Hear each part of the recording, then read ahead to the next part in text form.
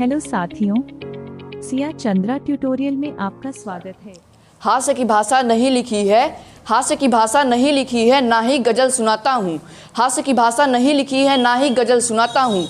कविता लिखनी नहीं है आती, चीखे लिखते जाता हूँ। देश मेरा जल रहा है, आग लगी है सीने में।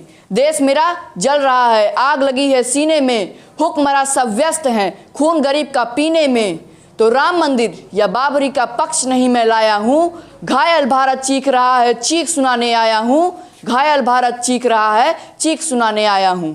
परम आदरणीय अध्यक्ष महोदय, हम सभी के चहेते व समाज में लोकप्रिय माननीय मुख्य अतिथि जी एवं इस कार्यक्रम को विशिष्टता प्रदान कर रहे वशिष्ठ संजीव सर जी एवं इस कार्यक्रम के मुख्य अंग हमारे दर्शकगण, आप सभी को मेरा प्यार भरा नमस्कार। मैं उज्ज्वल सिंह कक्षा 8 का छात्र हूँ और आज आप सभी के समक्ष मैं युवा पीढ़ी के बारे में कुछ बताना चाहता हूं।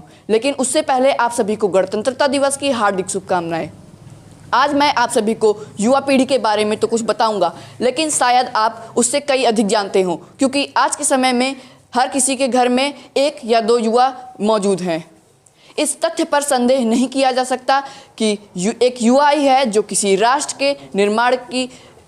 राष्ट्र के भविष्य की निर्माण करता है। अगर वह युवा सुस्त एवं आलसी है तो शायद ही उस राष्ट्र को किसी और राष्ट्र से कोई परेशानी होगी, लेकिन अगर वह युवा परिश्रमी एवं मेहनती है तो शायद ही उस राष्ट्र का कोई और राष्ट्र मुकाबला कर सके। लेकिन आश्चर्य की बात तो यह है कि 12वीं जनवरी को जिस दिन स्वामी विवेकानंद जी की जयंती होती है, जिसे हम युवा दिवस के रूप में मनाते हैं, उस दिन कई युवाओं को तो यह तक नहीं ज्ञात था कि इस दिन स्वामी विवेकानंद जी की जयंती है। लेकिन कुछ को ज्ञात था तो उनसे पूछने पर यह पता चला कि स्वामी विवेकानंद कौन थे, तो उनका जवाब सुनकर हमें शर्मिंदगी महसूस होती है। तो उनका जवाब यह था कि स्वामी विवेकानंद वो स्वतंत्रता सेनानी थे जो हमारी स्वतंत्रता दिलाते दिलाते शहीद हो गए। युवा उत्साह, ऊर्जा, गतिशीलता का झरना है। आप सब हमारे आज के युवा हैं और हमारे राष्ट्र के युवा हैं।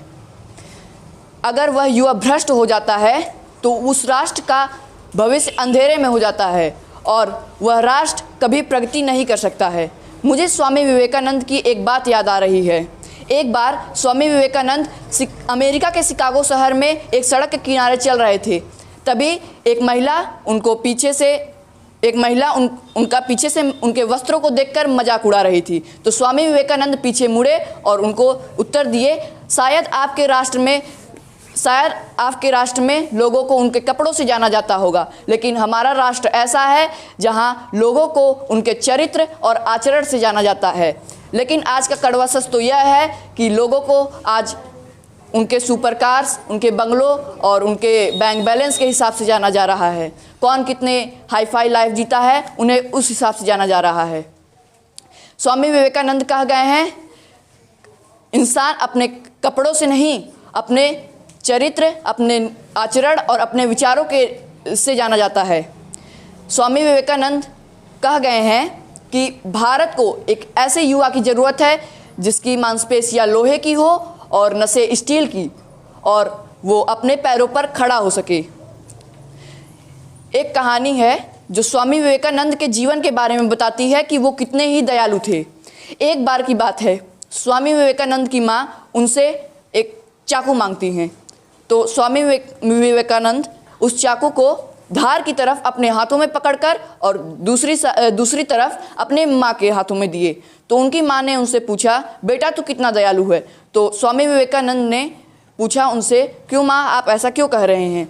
तो उनके माँ ने उनको उत्तर दिया कि तू इतना छोटा होकर तुझे यह ज्ञात है कि धार की तरफ मुझको पकड़ने से चोट आ जाएगी, इसलिए तू धार की तरफ अपने हाथों में पकड़ा है। तो इस कहानी से हमको यह पता चलता है कि स्वामी विवेकानंद कितने निर्बल और कितने ही दयालु थे। स्वामी विवेकानंद और एक बात कह गए हैं जो कि कड़वा सच है कि दुनिया हर अच्छी बात का हमेशा सबसे पहले मजाक उड़ाती है, उसके बाद उसका विरोध करती है और अंत में जाके उसको स्वीकार लेती है।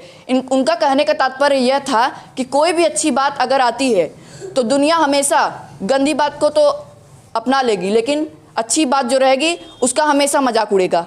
फिर उसके बाद उसके खिलाफ भी खड़े होंगे, लेकिन बाद में जाकर उन्हें यह एहसास होगा कि हम गलत कर रहे थे और फिर बाद में वो लोग जाके उसको अपना लेंगे। अब कुछ पंक्तियों के माध्यम से मैं अपनी वाणी को, मैं जला हुआ राख नहीं अमर द्वीप हूँ, मैं जला हुआ राख नहीं अमर दीप हूँ, अपने वतन के लिए मिट जाने वाला मैं शहीद हूँ, अपने वतन के लिए मिट जाने वाला मैं एक शहीद हूँ। धन्यवाद। जय हिंद, जय भारत।